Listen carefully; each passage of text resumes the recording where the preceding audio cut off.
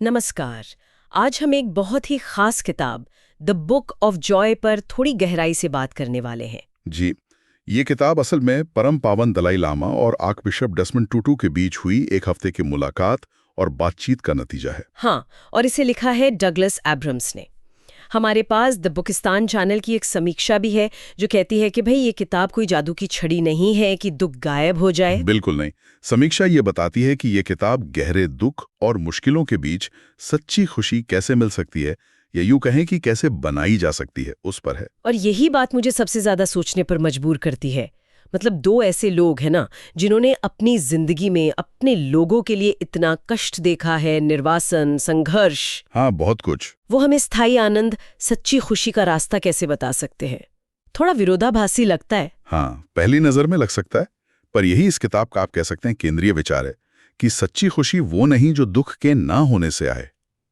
अच्छा, तो फिर क्या है? वो एक मानसिक, एक भावनात्मक स्थिति है जिसे हम दुख, दर्द, चुनौतियों के बावजूद अपने अंदर विकसित कर सकते हैं। ये बाहर से नहीं मिलती, अंदर बनानी पड़ती है। मतलब ये भाग्य की बात नहीं, अभ्यास की बात है। बिल्कुल। दलाई लामा और आर्कबिशप टुटू दोनों ने भयानक चीजें झेली हैं। एक को देश छोड़ना पड़ा, दूसरे ने रंगभेद का भयानक दौर देखा। जी। लेकिन उनकी बातचीत, जैसा समीक्षा में भी है, वो हंसी, मजाक, गर्मजोशी और करुणा से भरी है। वो कहते हैं कि देखो, बाहर क्या हो रहा है वो अक्सर हमारे हाथ में नहीं होता। सही बात है। पर हम उस पर प्रतिक्रिया कैसे देते हैं, ये चुनाव हमेशा हमारा है, और यहीं से खुशी की शुरुआत होती है। ओके, किताब का जो ढांचा है वो भी शायद इसी को समझने में मदद करता है। पहले दुख की बात, फिर खुशी के वो 8 स्तंभ। हाँ, बिल्कुल। पहले वो समझाते हैं कि दुख है क्या, हम रिएक्ट कैसे करते हैं, फिर आते हैं खुशी के 8 स्तंभों पर जो इसका दिल है, और आखिर में प्रैक्टिकल तरीके कि रोज इन्हें कैसे अपनाएं। यही बात सबसे दिलचस्प हो जाती है। ये 8 स्तंभ क्या हैं ये? कहीं ये सिर्फ किताबी बातें तो नहीं? नहीं, ये बड़े प्रैक्टिकल सिद्धांत हैं। पहला है पर्सपेक्टिव, यानी दृष्टिकोण। अपनी तकलीफ से थोड़ा ऊपर उठकर देखना, दुनिया को, दूसरों के दुख को भी देखना। अच्छा, मतलब सिर्फ मेरे साथ ही क्यों वाली सोच से बाहर निकलना। हाँ, बिल्कुल, वो दायरा तोड़ना। दूसरा है ह्यूमिलिटी, विनम्रता। ये मानना कि हमें सब नहीं पता, हमें दूसरों की जरूरत है, सीखने की जरूरत है। ये ईगो को साइड में रखना है। और तीसरा है ह्यूमर, यानी हास्य। मुश्किल हालात में भी थोड़ा हंस पाने की क्षमता। ये तनाव घटाता है।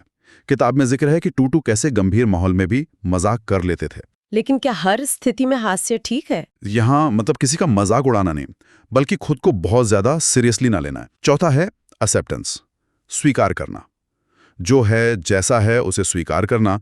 ये हार मानना नहीं है, बल्कि सच्चाई को देखकर आगे बढ़ना। हाँ बिल्कुल, यथार्थ को समझना। पांचवा है फॉरगिवनेस, माफ करना। टूटू इस पर बहुत जोर देते हैं। कहते हैं बिना माफी के भविष्य नहीं, और ये माफी दूसरों के लिए नहीं, खुद के लिए।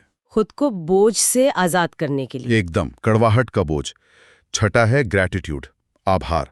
जो है उसके लिए शुक्रगुजार होना, बजाय उसके जो नहीं है उसका दुख मनाना। ये पर्सपेक्टिव से जुड़ता है ना? जब बड़ा नजरिया देखते हैं तो छोटी चीजों की कीमत पता चलती है। बिल्कुल सही। सातवां है कंपैशन, करुणा। दूसरों का दुख महसूस करना, मदद की इच्छा रखना। ये हमें सिर्फ अपने में ही डूबे रहने से बचाता है और जुड़ाव पैदा करता है। हाँ, और आठवां है जेनरोसिटी, उदारता। सिर्फ पैसा नहीं, अपना समय, ध्यान, प्यार बांटना। इससे एक गहरा संतोष मिलता है। ये सुनने में तो बहुत अच्छे लग रहे हैं ये 8 स्तंभ, पर इन्हें रोजमर्रा की जिंदगी में उतारें कैसे? क्या किताब कुछ तरीके बताती है? हाँ बिल्कुल। समीक्षा में भी इसका जिक्र है। किताब सिर्फ फिलॉसफी नहीं देती, वो प्रैक्टिकल अभ्यास बताती है। जैसे ध्यान करना, मेडिटेशन, करुणा का अभ्यास करना, रोज आभार जताना, शायद लिखकर। अच्छा, जैसे कोई डायरी लिखना? हाँ, उस तरह का कुछ।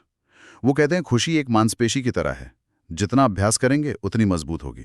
और किताब की शैली कैसी है? क्या बहुत गंभीर, उपदेश देने वाली है? नहीं, बिल्कुल नहीं है। समीक्षा भी यही कहती है।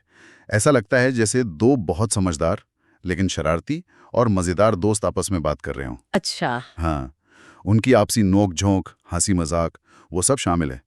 पढ़ते हुए लगता है आप वहीं बैठे हैं, उन्हें सुन रहे हैं। ये इसे बहुत रिलेटेबल और प्रेरणादायक बनाती है। तो अगर हम इस पूरी बातचीत और समीक्षा का सार निकालें तो मुख्य बात यह है कि खुशी कोई ऐसी चीज नहीं जो हमें मिल जाती है, बल्कि जिसे हम बनाते हैं अपने अंदर। बिल्कुल। खुशी एक अंदरूनी नजरिया है, हमारे रोज के चुनावों का, हमारे अभ्यासों का नतीजा है। दुख तो आएगा, वो जीवन का हिस्सा है, उससे भाग नहीं सकते। लेकिन करुणा, आभार, माफी, उदारता, इन गुणों को अगर हम जानबूझकर विकसित करें तो मुश्किल से मुश्किल हालात में भी अंदर एक शांति, एक मजबूती और हाँ, खुशी भी पा सकते हैं। ये बाहरी हालात शायद ना बदलें, पर अंदर की दुनिया बदल सकती है। बिल्कुल, ये भीतर से बदलने का एक निमंत्रण है। ये वाकई एक बहुत शक्तिशाली विचार है और ये सोचने पर मजबूर करता है कि अगर दलाई लामा और टूटू सही हैं और खुशी वाकई एक अभ्यास है, एक चुनाव है, तो फिर क्या आनंद सिर्फ एक एहसास है जो आता जाता रहता है, या ये जीने का एक सक्रिय सचेत तरीका है जिसे हम हर पल चुन सकते हैं? इस पर सोचना चाहिए।